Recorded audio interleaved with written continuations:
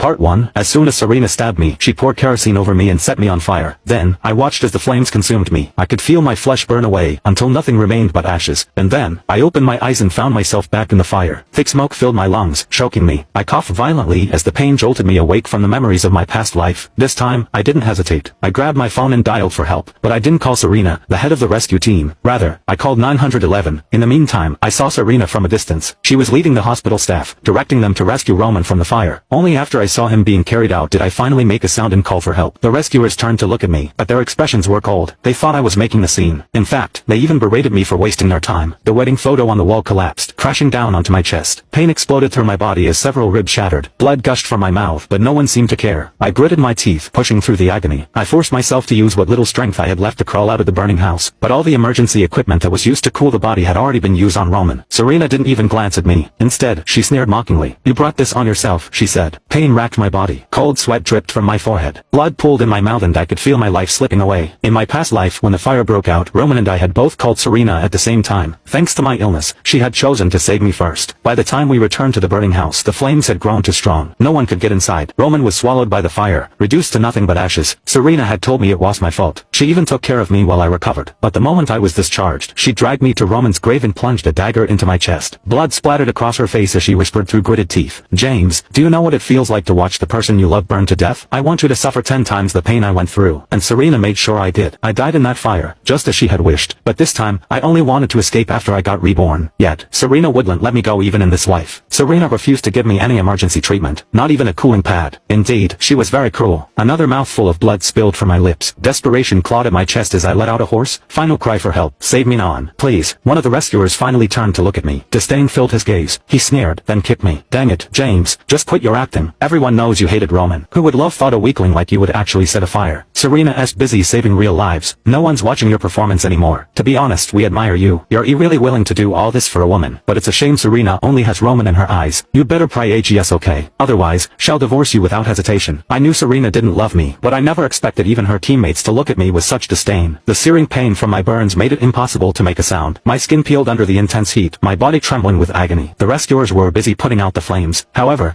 none of them even glanced in my direction. Through my dazed state, I heard one of her teammates exclaim, "Why is there so much blood? Damn, this is bad. Is something really wrong with James? What could possibly happen to this weak-minded grown man? I think he just wants Serena to come running to him. HES probably faking it." Still, someone reluctantly suggested, "Fine, let's call Serena over and see." But when she arrived, there was no concern in her voice. Instead, what greeted me was cold interrogation. A gloved hand slapped my face twice. "James, wake up. Quit pretending. I'm here." Her tone was sharp, full of impatience. "How could you act so stupid? You set a fire and got yourself burned like this. Was it fun to see the consequence of your action?" Even now, Serena believed that I was the one who started the fire. It was me who was jealous and putting on an act. Even though I wanted to explain, my throat was too scorched to form words. The pain in my chest from my broken ribs was unbearable. Desperate, I reached for her sleeve, hoping she'd finally understand that I needed help. But she hesitated for only a second before shoving my hand away. "Nice performance. If Roman hadn't told me you hid after setting the fire, I might have believed you." With that, she turned and walked away without a second thought. The next moment, I heard someone shout, "Serena, blood. HES bleeding. Is he actually injured?" "Don't worry about him," Serena said coldly. "Roman said James' blood is just fake blood. HES just acting fragile, that's all. Let him keep up the act if he wants to." The pain became too much. My vision blurred. After that, everything faded into darkness. In my dreams, I returned to the time I first met Serena. At a university lecture, Serena stood on stage. Her expression was as cold as ice. Her professional skills were unmatched to none. She had an aura that made many men want to challenge her. I was no exception. The moment I saw Serena, I was captivated. I started asking around, trying to learn everything I could about her. At that time, I was just an intern lecturer. She barely acknowledged me. Determined to earn her attention, I worked harder than ever. When I finally became a full-time professor, I invited Serena to dinner as a thank-you dinner. That night, I noticed something change in the way she looked at me. I seized the opportunity, pursuing her with everything I had, with flowers, cakes and expensive gifts. Eventually, I got what I wanted. She accepted my confession. I thought it was the start of something beautiful, but in reality, it was the beginning of my nightmare. Once we were together, Serena became distant. Every date was interrupted by work or an emergency rescue. I never doubted her excuses, not until our wedding day. That morning, an email arrived from overseas. It was from Roman. He had documented their 10-year relationship in excruciating detail. Every moment they had shared, every memory they created together. It was all there. The truth shattered me. Every time she canceled on me, every time she disappeared, she had been with him. And the worst part, I didn't even have the courage to confront her. I was terrified she would leave me. In my past life, after Roman died, Serena had been eerily calm. For a moment, I had foolishly thought that meant I had one. But I never knew how wrong I was. Even though I was terminally ill and dying, I thought I was the happiest man in the world. Unfortunately, the sudden rush of love clouded my judgment, made me reckless. I stopped stopped thinking rationally. It wasn't until I was discharged from the hospital, only to die by her hands, that I finally understood one thing. Serena never loved me. She wasn't risking her life for me. She was taking her revenge. Because in Serena's heart, from beginning to end, the only person she truly loved was Roman. When I woke up, I was lying in a hospital ward, but Serena was there. Instead, an unfamiliar man stood beside me. "You're awake?" "I'm your neighbor from downstairs. I went up to check on the fire and that's when I saw you lying there alone. So I sent you to the hospital." His voice was filled with concern as he asked, "How do you feel?"